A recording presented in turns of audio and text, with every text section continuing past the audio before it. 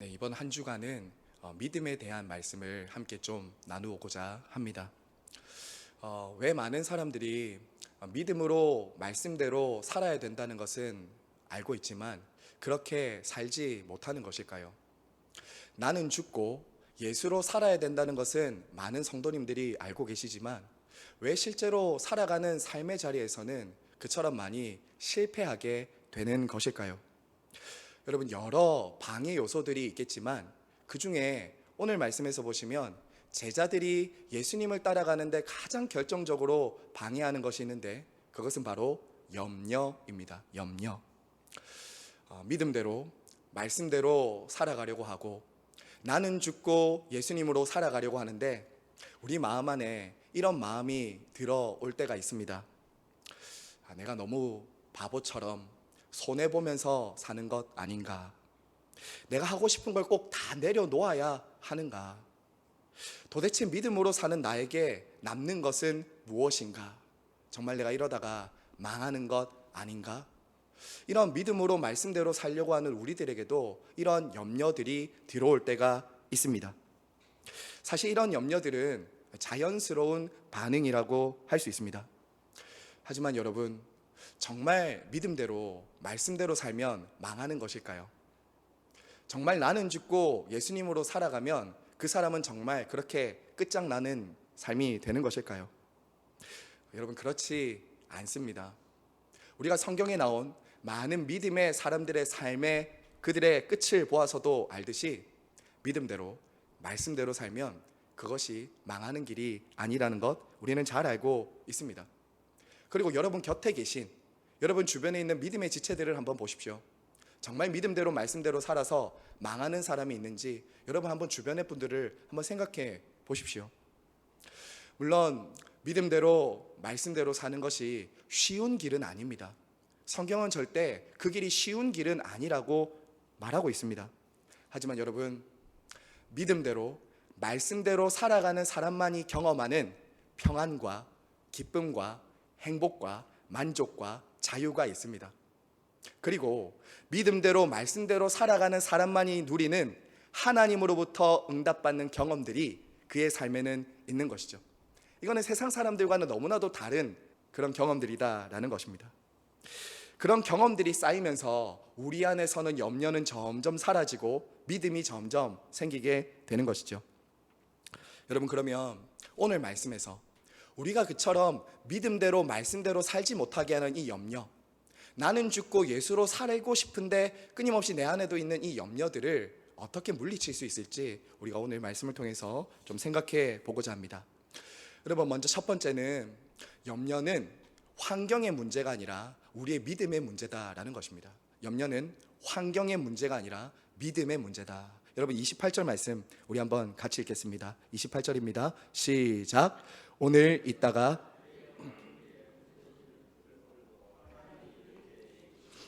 하물며 너희일까 보냐 믿음이 작은 자들아. 여러분, 지금 예수님은 염려를 믿음의 문제와 결부시키고 계십니다. 즉 제자들의 작은 믿음을 지금 말씀하고 계신 것이죠. 즉 예수님이 말씀하시는 것은 이런 말씀입니다. 너희들이 지금 염려하고 있는 것은 너희들이 부족해서, 너희들의 환경이 지금 너무 열악해서가 아니라 너희의 작은 믿음 때문이다 라고 말씀하시는 것이죠. 여러분, 실제로 저와 여러분은 염려가 얼마나 무익한 것인지 알고 계십니다.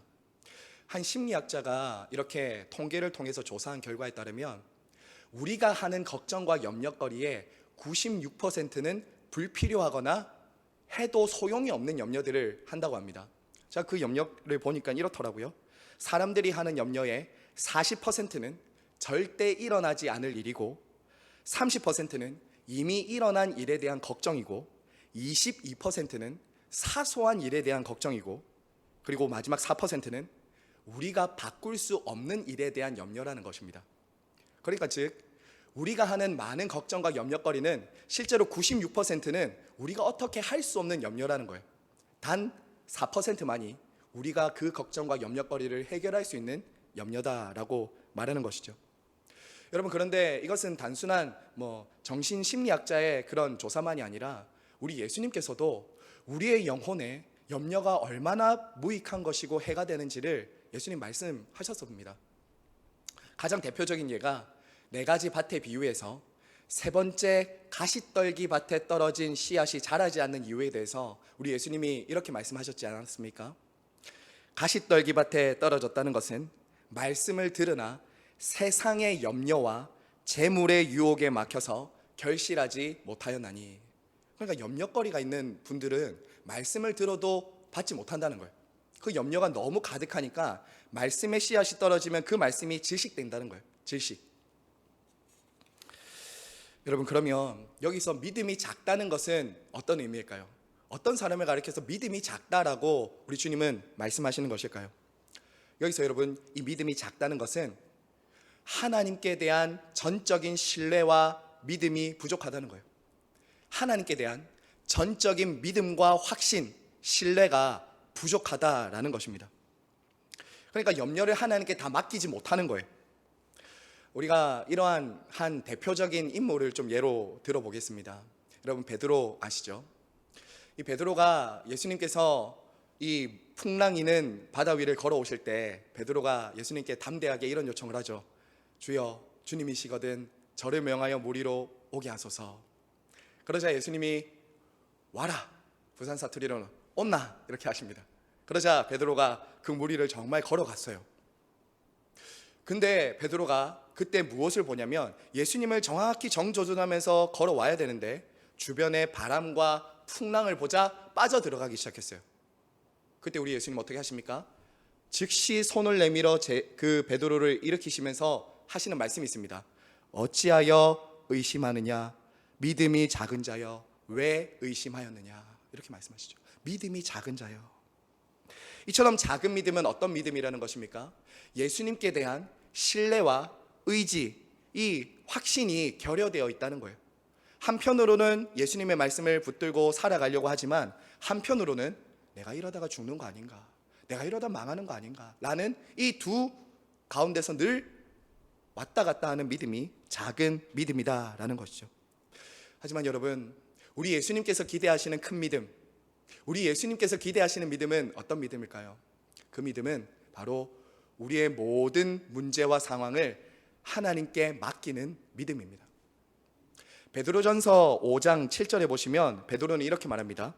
너희 염려를 다 주께 맡기라. 이는 그가 너희를 돌보심이라. 이렇게 말씀하세요. 여기서 염려를 다 주께 맡기라는 것은, 맡기다라는 이 단어는 던져버리는 거예요. 던지고 뒤도 돌아보지 않는 거예요. 사랑하는 여러분, 그러므로 오늘 이 새벽에 저와 여러분이 하나님 앞에 기도의 자리에 나가실 때 여러분을 염려거리들, 여러분의 근심거리들은 주님께 다 맡기고 내려놓고 가셔야 됩니다. 기도의 자리에서 다 내려놓고 맡긴 후에 다시 또 지고 가시는 분들이 계신 것 같아요. 그렇게 하지 마시고, 정말 내 안에 염려를 일으키는 것은 환경이나 상황의 문제가 아니라 나의 작은 믿음이구나 라는 것을 인정하시고, 하나님, 저의 믿음 없는 것을 도와주소서. 하나님, 저의 작은 믿음을 큰 믿음으로 좀 하나님께 맡기는 믿음으로 나아가게 해 주시옵소서라고 저와 여러분의 믿음을 두고 함께 기도하시기를 바랍니다. 두 번째는요, 우리가 어떻게 하면 우리의 염려가 믿음과 확신으로 나아갈 수 있는가? 22절과 23절 말씀 다 함께 읽겠습니다. 22절 23절 시작. 또 제자들에게 이르시되 그러므로 내가 너희에게 이르노니 너희 목숨을 위하여 무엇을 먹을까, 몸을 위하여 무엇을 입을까 염려하지 말라. 목숨이 음식보다 중하고 몸이 의복보다 중하니라. 아멘. 여러분, 염려는 언제 우리 안에 물러가게 되냐면요, 우리를 책임지시는 하나님을 신뢰할 때 물러가게 됩니다. 우리 주님은 이렇게 지금 말씀하시는 거예요. 음식과 의복보다 더 중요한 목숨과 생명을 주신 분이 하나님이신데 하물며 목숨과 생명을 주신 분이 그 목숨과 생명에 필요한 것을 주시지 않겠느냐라고 지금 이렇게 말씀을 하시는 것이죠. 가장 쉬운 예를 들어서 우리 최근에 저희 교회에 태어난 축복이 있잖아요. 축복이가 태어났는데 걔가 태어나자마자 걱정이나 염려거리가 있겠습니까? 없겠습니까? 걔가 우리 집 통장의 잔고가 얼마인지, 우리 부모님이 세금은 잘 내고 있는지, 내가 오늘은 밥을 먹고 있는데 내일은 밥을 먹게 될지 안 먹게 될지, 그런 거 염려 안 하잖아요. 그런 어린아기는 염려할 필요가 없어요. 왜냐하면 그것은 부모가 책임져 주는 것이기 때문이죠. 그렇지 않습니까? 부모가 다 책임져 주기 때문에 그 어린아이는 걱정하고 염려할 필요가 없다는 거예요. 바로 이 논리를, 이 논증을 우리 주님은 하고 계신 것이죠. 내가 너희들에게 생명과 목숨을 주었는데 그 목숨과 생명에 필요한 것들을 하나님이 공급하시지 않겠느냐라는 것, 우리 주님 말씀하시는 거예요. 그러므로 하나님이 나를 책임지신다라는 것을 믿을 때 우리 안에 염려가 점점 물러가는 것이죠.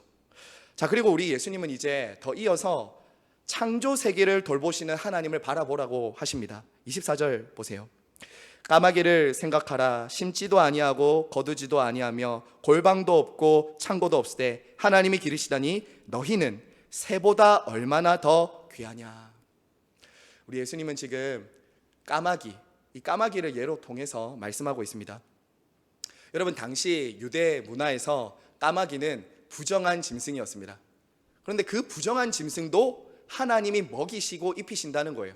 하물며 그러면 그 부정한 까마귀보다 너희는 더 귀한데 하물며 너희를 안 먹이시겠느냐라고 지금 예수님 말씀하시는 것이죠.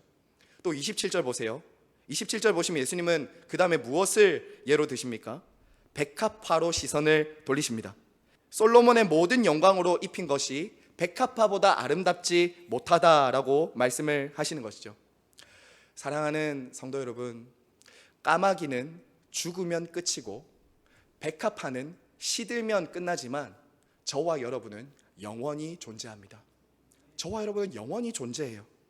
하나님께서 하루 있다가 없어질 들풀도 먹이신다면 영원히 존재할 저와 여러분을 왜 책임지시지 않고 돌보시지 않겠느냐라는 말씀하시는 것이죠.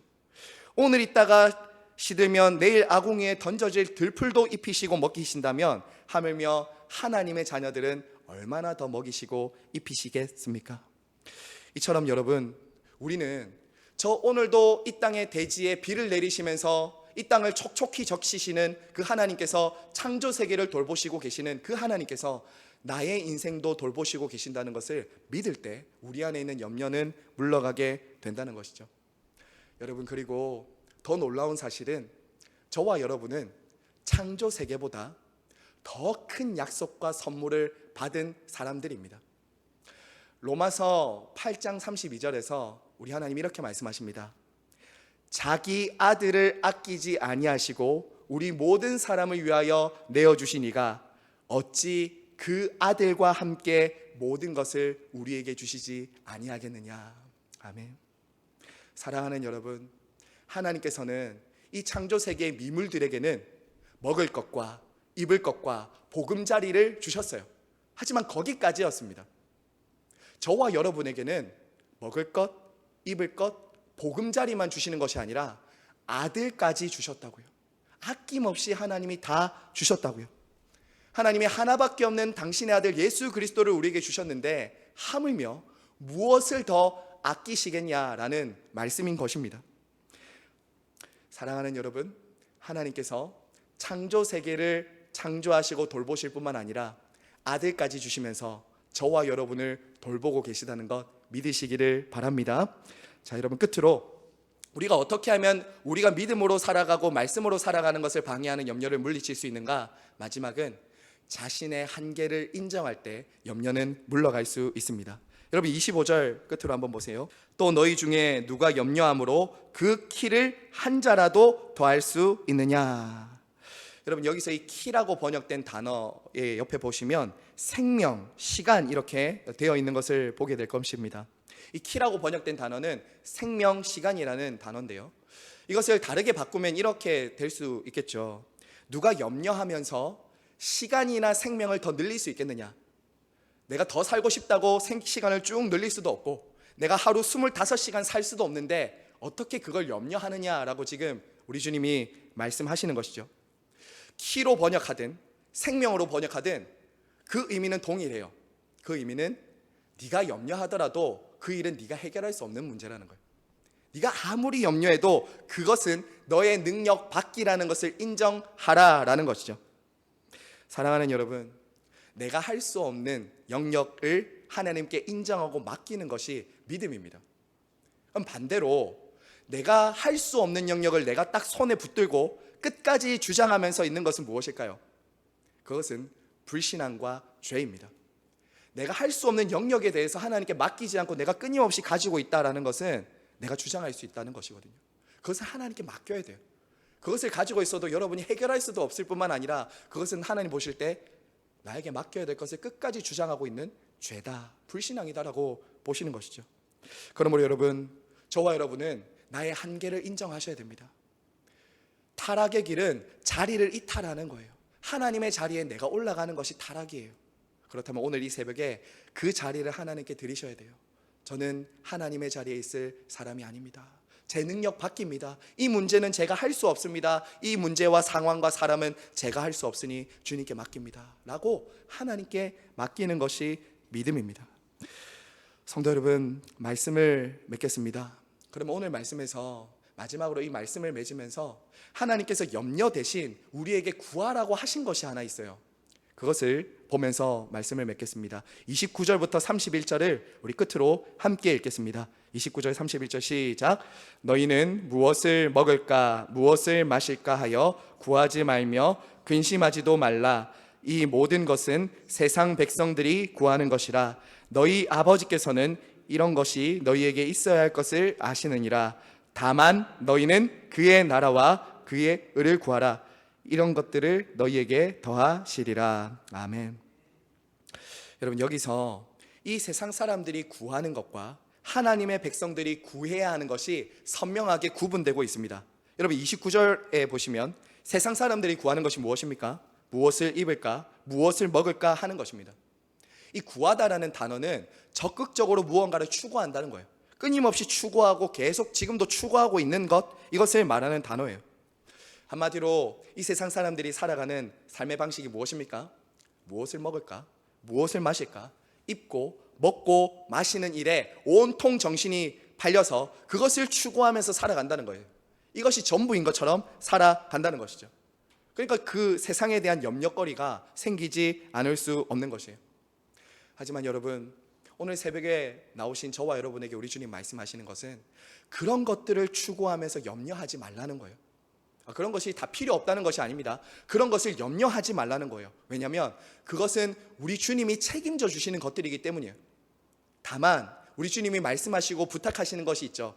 너희는 먼저 그의 나라와 그의 의를 구하라, 이렇게 말해요. 세상 백성들이 구하는 것을 구하지 말고 너희는 그의 나라와 그의 의를 구하며 살아야 된다라는 거예요. 이것을 조금 더 풀어서 말하면 이런 거예요. 너희들이 오늘 하루 살아가는 그 삶의 자리에서 뭘 먹지, 뭘 입지, 세상 사람들과 도무지 구분 안 되는 소원과 그 마음의 염려를 가지고 살지 말고 오늘 하루 내가 있는 가정에서, 내가 있는 직장에서, 내가 만나는 모든 사람들 사이에서 내가 어떻게 하면 하나님 뜻을 이룰 수 있을까? 어떻게 하면 이곳에 하나님 나라가 임할 수 있을까? 어떻게 하면 주님이 기뻐하시는 일에 내가 쓰임받을 수 있을까? 그것을 찾고 구하면서 순종하며 살 때 하나님은 그 사람을 통해 하나님 나라를 이루어 가신다는 거예요. 그리고 그런 사람들의 삶을 주님은 무엇이라고 말씀하시죠? 내가 더하여 준다라고 말하죠. 너희가 염려하는 그 모든 것은 내가 더하여 준다라고 말씀하시는 것이죠. 여러분, 이런 신앙의 세계로 들어가면 정말 염려하지 않는 그런 삶이 무엇인지 경험하기 시작합니다. 우리가 그렇게 오늘 하루를 그분의 나라와 의를 먼저 구하고 살 때 하나님이 우리를 채워주시는 것, 나를 책임지신다는 것을 경험하는 복된 하루가 되시길 간절히 바라고 소망합니다.